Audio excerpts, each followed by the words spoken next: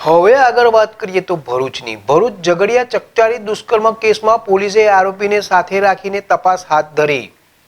ભરૂચ જિલ્લાના ઝઘડિયા જીઆઈડીસીમાં માસૂમ બાળકી સાથે દુષ્કર્મની જઘન્ય ઘટના બની, જેમાં પોલીસે આરોપીની ધરપકડ બાદ કોર્ટમાંથી રિમાન્ડ મેળવ્યા હતા।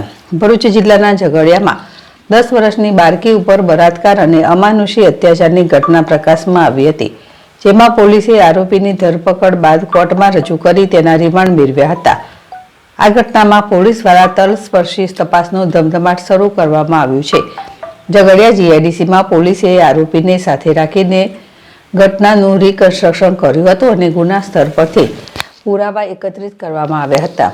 ચકચારી દુષ્કર્મની ઘટનામાં પોલીસે આરોપી વિજય પાસવાનની સઘન પૂછપરછ કરતા ચોંકાવનારી હકીકત સામે આવતા ખુદ પોલીસ પણ સ્તબ્ધ થઈ ગઈ હતી।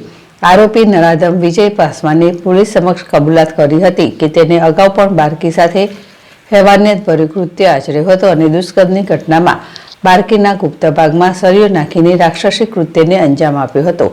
અત્રે ઉલ્લેખનીય છે કે ચકચારી દુષ્કર્મની ઘટનામાં ભરૂચ પોલીસે યુદ્ધના ધોરણે તપાસ આટોપીને કોર્ટમાં વહેલી તકે ચાર્જશીટ રજૂ કરવાની તૈયારી દર્શાવી છે।